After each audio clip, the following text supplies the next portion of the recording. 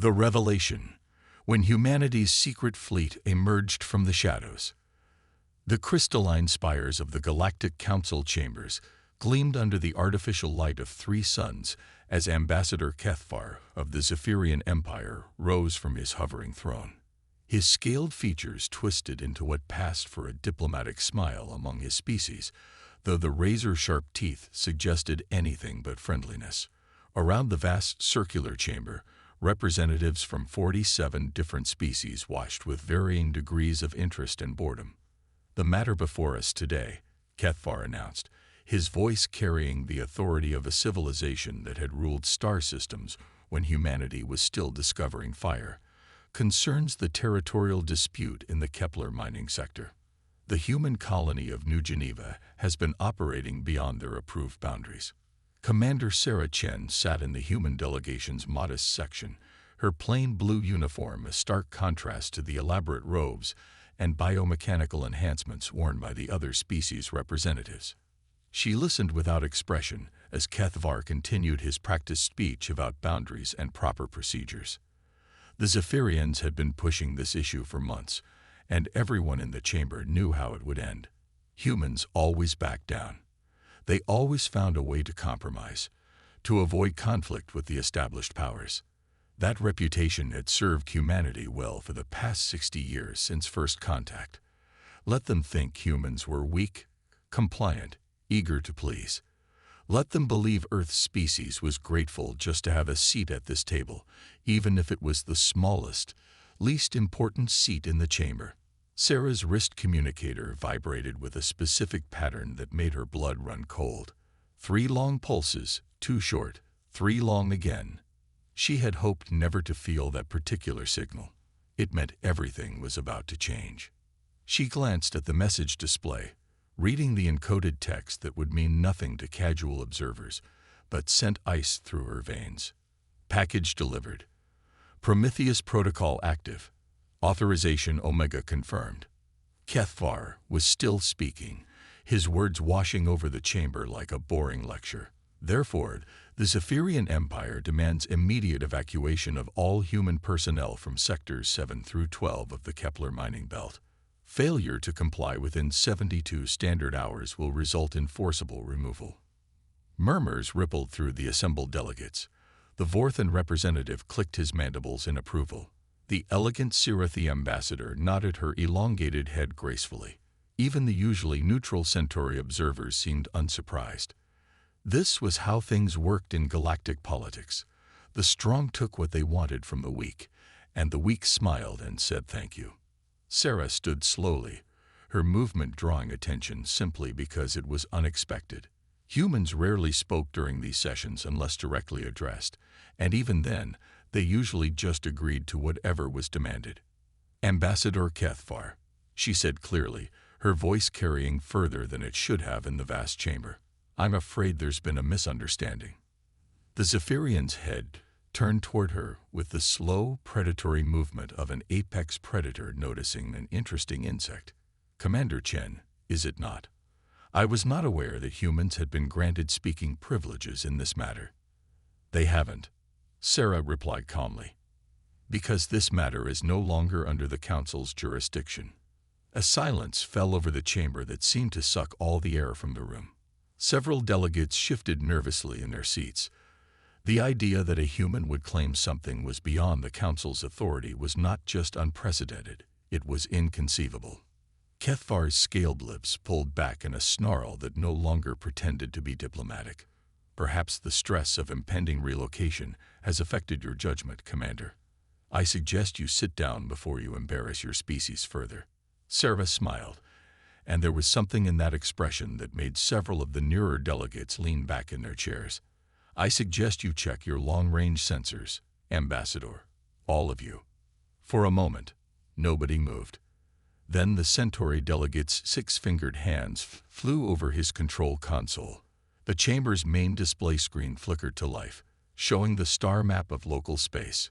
Green dots marked Council fleet positions, blue showed commercial traffic, and red indicated any unknown or potentially hostile contacts. The screen was full of red dots. They appeared all at once, as if someone had thrown a handful of crimson sand across the display. Dozens of them, scattered across multiple star systems, all bearing the impossible designation that made no sense. Unknown vessels. Military configuration. Origin. Terran. Impossible, breathed the Vorthan delegate, his translator struggling with what sounded like profanity in his native tongue. Humans don't have military vessels. They barely have cargo haulers. Sarah's smile widened. You know what they say about assumptions, Delegate Krextol. The chamber erupted into chaos. Delegates shouted questions in a dozen languages while their aides frantically worked communication arrays and sensor networks. The Zephyrian ambassador's scales had shifted from their normal blue-green to an angry crimson that painted his neck and face like spilled blood. This is some kind of technical malfunction, Kethvar snarled, or a desperate deception. Humans lack the industrial capacity for such a fleet. You've barely established 3 colonies beyond your home system.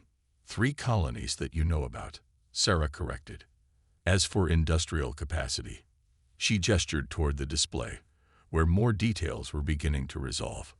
The red dots weren't just military vessels.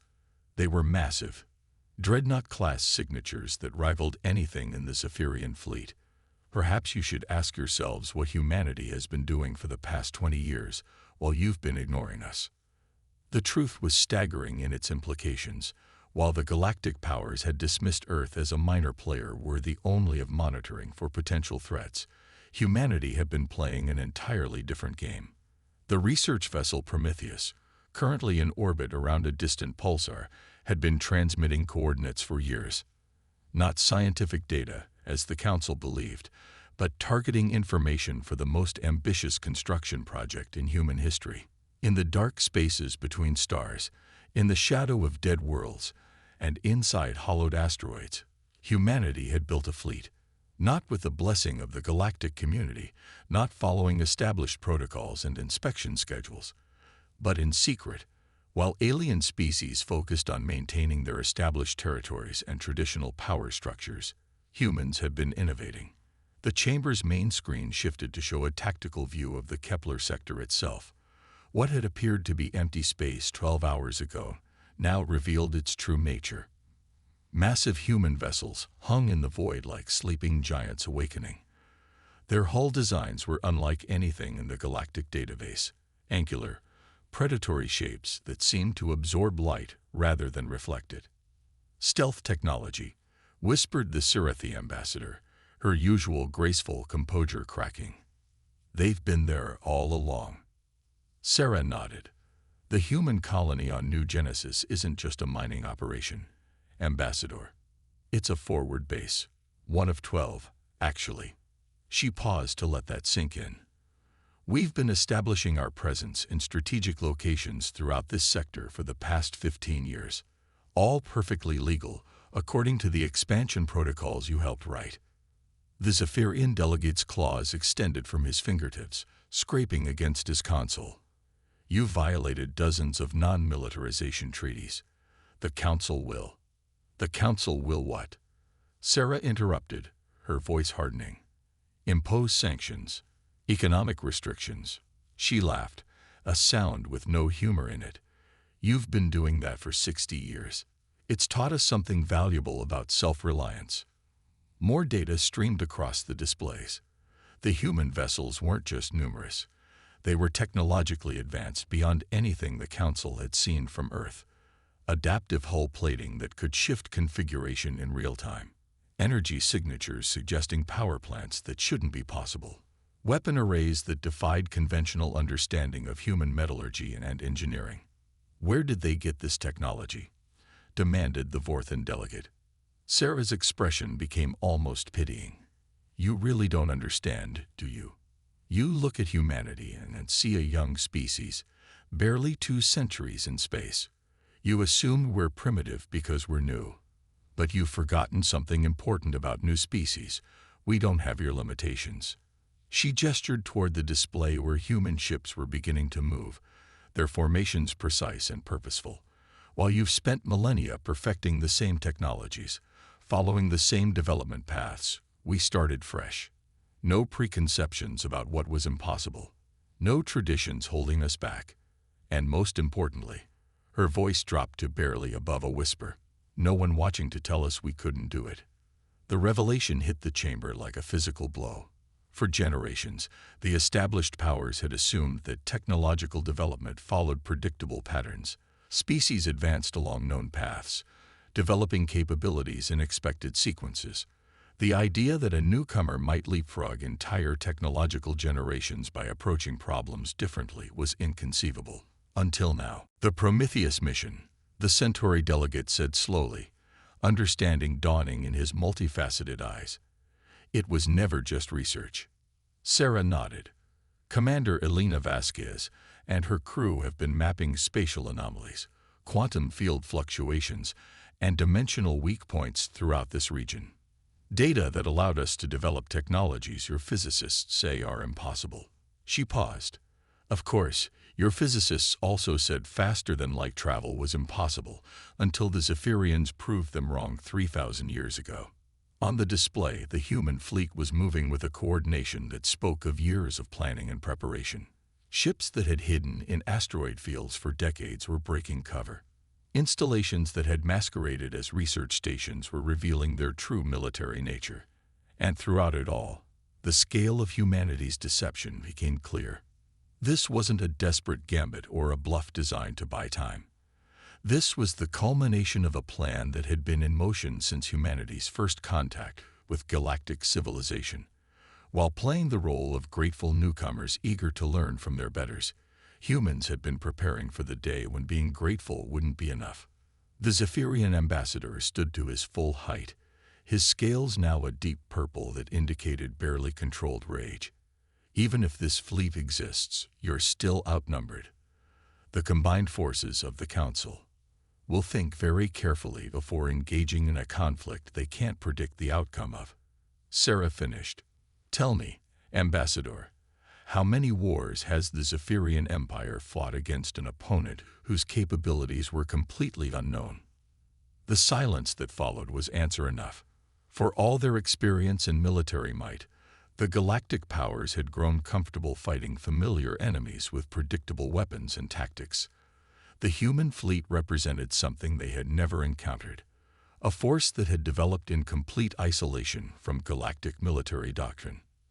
As if to emphasize the point, the tactical display showed human vessels performing maneuvers that made several delegates gasp audibly. Ships accelerating at rates that should have turned their crews into paste, changing direction with impossible precision, and somehow maintaining formation cohesion across distances that should have made real-time coordination impossible. Quantum communication networks, Sarah explained conversationally, noting their confusion. Every ship in our fleet is connected by instantaneous data links. They don't just coordinate, they think as one entity when necessary. The implication sent a chill through the chamber. Fleet tactics in galactic warfare had remained relatively static for centuries precisely because communication delays made complex coordination impossible at interstellar distances. If humans had solved that problem. This changes everything, the Sirathi ambassador said softly. Sarah nodded gravely. Yes, it does. The question now is what happens next. She looked directly at the Zephyrian delegate. Your demand for evacuation of the Kepler mining sector is denied, Ambassador. Those installations represent a significant investment in infrastructure and personnel. We have no intention of abandoning them. Then you have chosen war, Kethvar hissed. No, Sarah replied calmly. We've chosen not to be victims. There's a difference. She gestured toward the display one final time. Humanity is no longer asking for permission to exist in this galaxy. We're informing you that we intend to remain. How the rest of the Council chooses to respond to that fact will determine what kind of neighbors we become. The chamber fell into stunned silence as the full weight of humanity's revelation settled over the assembled delegates. In the space of 30 minutes, the entire balance of galactic power had shifted. A species they had dismissed as inconsequential had revealed capabilities that challenged every assumption about technological development and military capacity. But perhaps most unsettling of all was the realization that this had been planned from the beginning. Humanity hadn't stumbled into strength. They had deliberately cultivated it while maintaining the perfect facade of weakness. It meant everything the Council thought they knew about human nature was wrong. And if they were wrong about that, what else might they have misunderstood about the quiet species from the small blue world that had always been so eager to please? Outside the chamber's great windows, the stars themselves seemed different now, as if they held secrets that had only just begun to be revealed. And in the dark spaces between them, humanity's silent armada waited with the patience of a species that had learned to play a very long game indeed. The Awakening Storm. The galaxy discovers humanity's true nature. 3 days after the revelation in the Galactic Council chambers, the galaxy had not calmed down. If anything, the panic had spread like wildfire through every inhabited system. Emergency sessions were being called on dozens of worlds, ancient alliances were being questioned, and military commanders who had grown comfortable with predictable enemies were frantically trying to understand what humanity had become. Admiral Marcus Webb stood on the command deck of the Defiant, humanity's flagship that had just to cloak in the neutral zone between Zephyrian and Council space. At 62 years old, Webb had spent his entire adult life preparing for this moment, and now that it had arrived, he felt the weight of every decision that had led to this point. The bridge around him hummed with quiet efficiency. Unlike the elaborate control centers favored by alien species, the Defiant's command deck was designed for function over form. Holographic displays showed tactical information in real time. Quantum communication arrays maintained contact with every ship in the human fleet, and the crew moved with the practiced precision of people who had trained for years in absolute secrecy. "Admiral," called Lieutenant Commander Torres from the communication station, "we're receiving transmission requests from 17 different governments. The Zephyrian Empire is demanding immediate negotiations, the Centauri Collective wants a full technical briefing on our capabilities, and the Vorthan Republic is offering us a formal alliance." Webb smiled grimly. 3 days ago, most of those governments wouldn't have bothered responding to human communications. Now they couldn't contact Earth fast enough. "Priority channel to all requesting parties," he ordered. "General broadcast. All languages. Time to introduce ourselves properly." The main display screen activated, showing Webb's weathered face and the bridge of humanity's most advanced warship behind him. The transmission went out simultaneously to every major government in the known galaxy, carried by the same quantum communication network that coordinated the human fleet. "This is Admiral Marcus Webb of the Terran Strategic Fleet," he began, his voice carrying the authority of someone who had never doubted this moment would come. "For the past 60 years, humanity has been the galaxy's quiet neighbor. We followed your rules, accepted your restrictions, and played the role of grateful newcomers learning from our betters. Today that ends."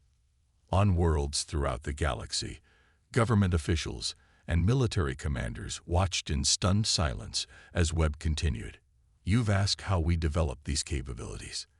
The answer is simple. We never stopped learning. While you maintained the status quo, we innovated. While you followed traditional development paths, we explored alternatives. While you assumed we were grateful for your guidance, we were taking notes." The transmission cut to external views of the human fleet, showing vessels that defied every assumption about technological progression. Ships with hull plating that shifted configuration based on tactical requirements. Drive systems that bent space-time in ways that shouldn't be possible with known physics. Weapon arrays that drew power from principles the galactic scientific community insisted were theoretical impossibilities. The research vessel Prometheus has been more than just an exploration ship, Webb explained as the display showed the elegant vessel that had become synonymous with humanity's presence in deep space.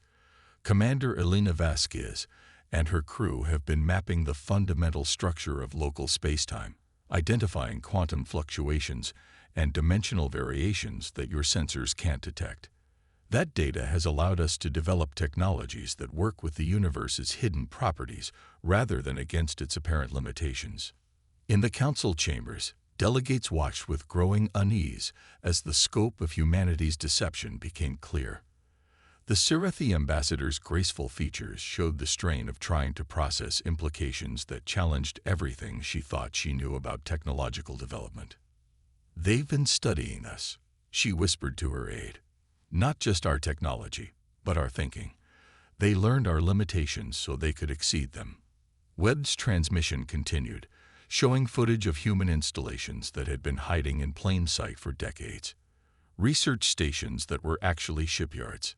Mining operations that had been extracting exotic materials for weapons development. Even the civilian colonies had been designed with military applications in mind, their infrastructure capable of supporting fleet operations if needed. The Kepler mining sector that the Zephyrian Empire demands we evacuate represents 15 years of development, Webb explained. Not just extraction of resources, but the creation of a strategic base capable of projecting power throughout this region. We have no intention of abandoning that investment. The Zephyrian response was swift and predictable. Within hours of Webb's transmission, Admiral Kethnav, the Empire's most decorated military commander, was broadcasting his own message to the galaxy. The Terran deception represents a clear violation of non-militarization treaties, he declared, his scaled features rigid with barely controlled fury. The Zephyrian Empire cannot allow such aggression to stand. We call upon all council members to join us in containing this threat before it destabilizes the entire galactic order. But the response Kethnav expected didn't materialize. Instead, something unprecedented began to happen throughout the galaxy. Species that had spent centuries accepting their place in the established hierarchy began to question why that hierarchy existed at all. On the industrial world of Vex Prime, the downtrodden Kilari workers who had labored in Zephyrian-owned factories for generations suddenly started asking why they couldn't own those factories themselves.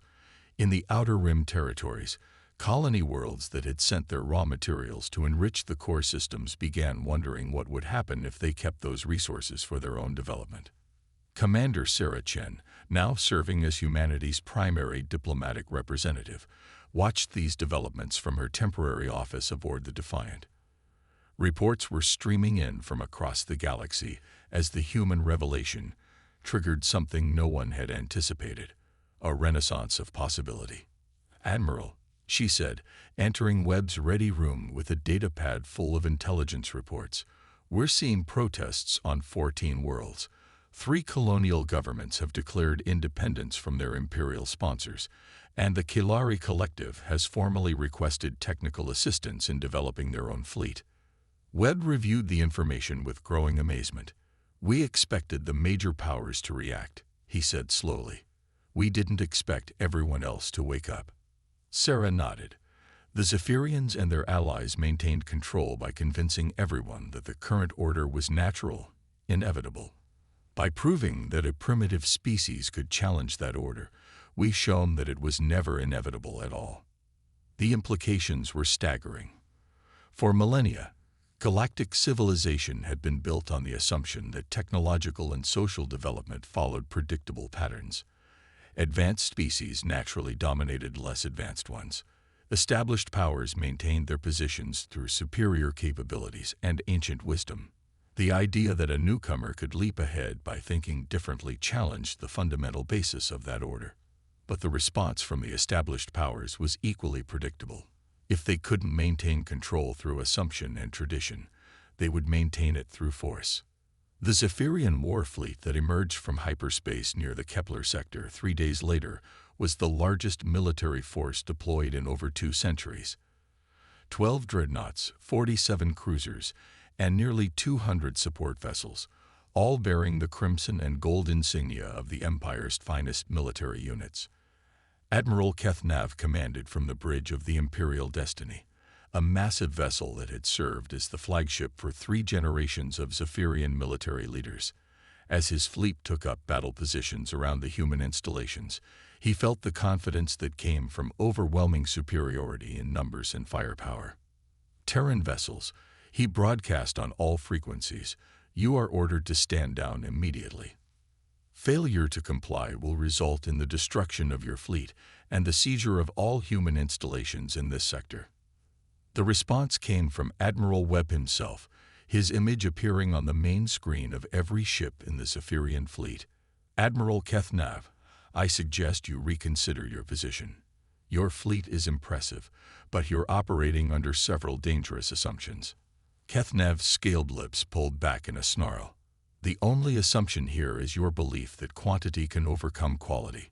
Your fleet may be larger than we initially estimated, but these are still human vessels, crewed by a species barely 2 centuries in space."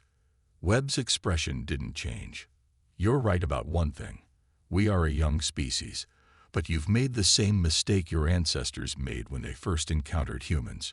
You've confused age with wisdom, and tradition with strength." The tactical display on the Imperial Destiny showed the human fleet formations, and Kethnav had to admit they were positioned with unexpected sophistication.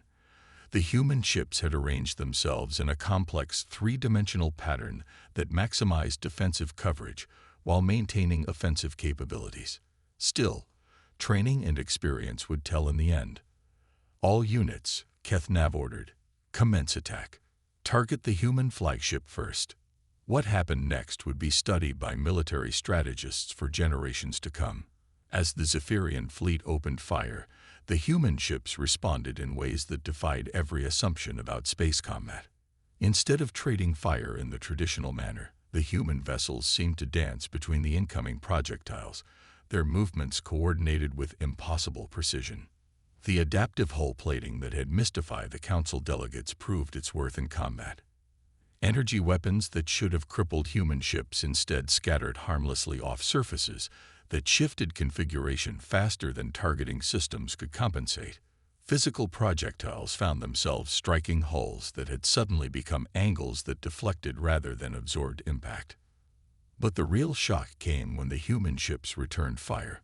Their weapons didn't follow traditional energy patterns or ballistic trajectories. Instead, they seemed to bend space itself, creating focused distortions that bypassed conventional shielding entirely. Zephyrian vessels that had weathered countless battles found their armor peeling away like paper in a hurricane. "Impossible," Kethnav breathed as he watched his fleet's formations dissolve under the unexpected assault. "These readings make no sense. Their weapons are violating fundamental physical laws." On the Defiant, Webb watched the battle unfold with the calm satisfaction of someone whose plans were proceeding exactly as expected. "Not violating," he said quietly to his tactical officer. "Working with laws your people never learned to perceive." The battle lasted exactly 37 minutes. When it ended, the Zephyrian fleet was in full retreat, leaving behind 17 destroyed vessels and a galaxy-wide transmission of their defeat that would fundamentally alter the balance of power throughout known space. But the real victory wasn't military. As news of the engagement spread, the message it sent was clear. The old order could be challenged. The established powers weren't invincible.